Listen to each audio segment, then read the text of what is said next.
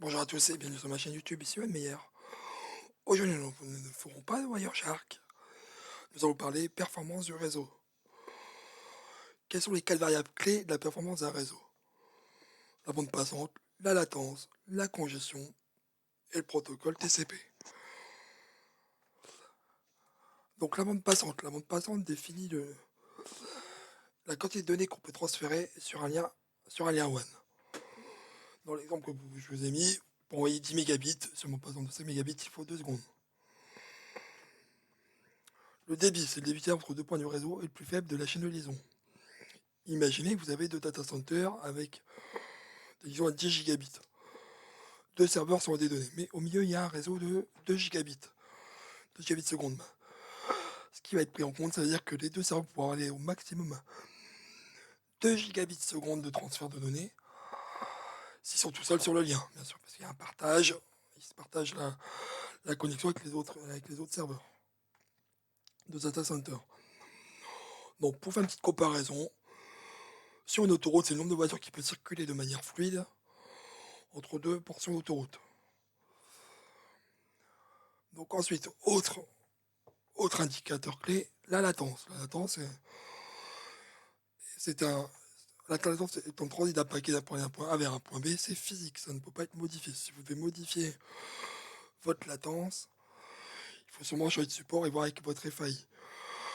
Donc si je prends un train entre Paris et Marseille, je mets 3h44 pour y aller. C'est incompressible, c'est-à-dire que c'est 3h44 au minimum quoi qu'il arrive. Ce qui veut dire que quand vous commandez vos lignes WAN auprès de votre opérateur, la latence est importante à vérifier comme le débit. Est-ce que quand vous commandez 10 mégas, est-ce que vous avez bien 10 mégabits? Si la latence est à 10 millisecondes, bah, il faut bien vérifier que c'est à 10 millisecondes. C'est très important pour la performance d'une application très de réseau. Ensuite, il y a la congestion. La congestion, c'est quand il y a un surplus de trafic, le routeur n'arrive pas à gérer. Donc, ce qu'il va se passer, il va rejeter les paquets dans sa file d'attente. Et comme sur un réseau autoroutier, quand vous êtes parti en vacances en heure de pointe, le trafic ralentit et il y a des bouchons. Donc, c'est la même chose. Parce qu'un routeur va gérer plusieurs flux. Et quand il gère plusieurs sites avec plusieurs utilisateurs, donc ça va générer, à un moment donné, on va congestionner le réseau. Alors, si on congestionne sporadiquement, c'est bon, mais si ça dure trop longtemps et que ça drop des paquets, là, c'est pas bon. Parce que si vous achetez une liaison 1 giga, si vous puissiez utiliser les 1 giga, si vous utilisez que 800 mégabits, ça ne sert à rien, autant rester à 800 mégabits. Donc, utiliser à 100% la ligne à 1 giga, il n'y a pas de problème. Par contre, dès qu'il y a trop de pertes de paquets, là, ça c'est bien problématique. Voilà, la congestion est un phénomène normal sur le réseau. Faut pas qu'elle soit très longue, sinon on risque d'avoir des problèmes.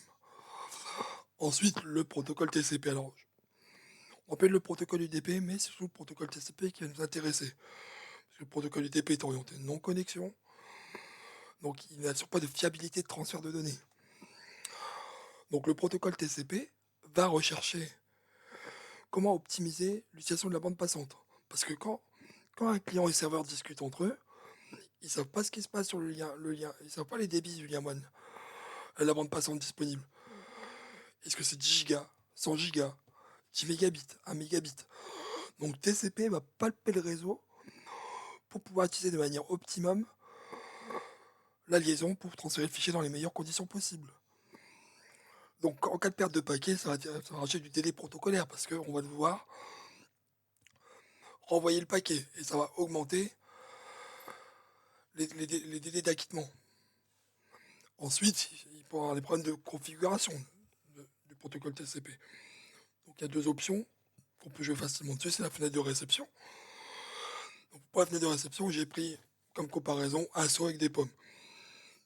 Imaginez que le client dit bah, moi je peux recevoir 16 pommes dans mon seau, tu peux y aller, j'ai rien à dire, il m'en faut 16. Donc le serveur envoie 16 pommes, dès que les 16 pommes, dès que le seau est rempli, le serveur doit attendre que le client vide son seau pour pouvoir recevoir des données. Donc là, c'est un sujet qu'on a déjà vu dans une vidéo Wireshark sur la fenêtre TCP, n'hésitez pas à la voir si besoin. Ensuite, mauvaise utilisation du protocole de Nagel. Le protocole de Nagel, à la base, il fait pour optimiser les performances sur un réseau. Au lieu d'envoyer plein de petits paquets sur le réseau, ce qui va se passer, TCP va bufferiser les petits paquets jusqu'à 1500 octets, 1460 pour la MSS, parce que 1500 c'est la MTU, et ensuite il va envoyer le paquet. Mais si un développeur utilise Nagel pour mettre des délais d'acquittement à chaque paquet, là ça risque de poser des problèmes. Donc comme je vous ai dit, vous pouvez retrouver aussi ma vidéo YouTube sur Wireshark et protocole de Nagel sur ma chaîne, donc n'hésitez pas à la revoir, c'est bon. Hein. Ce qu'il faut savoir, c'est que pour détecter Nagel, au lieu des acquittements TCP, on est entre 200 et 500 millisecondes. Donc vous pouvez revoir ma vidéo sur ce sujet. Donc c'était une vidéo d'introduction sur la partie performance du réseau. Donc rappelez-vous 4 indicateurs, la bande passante, la latence, la congestion et le protocole TCP. Donc n'hésitez pas à commenter.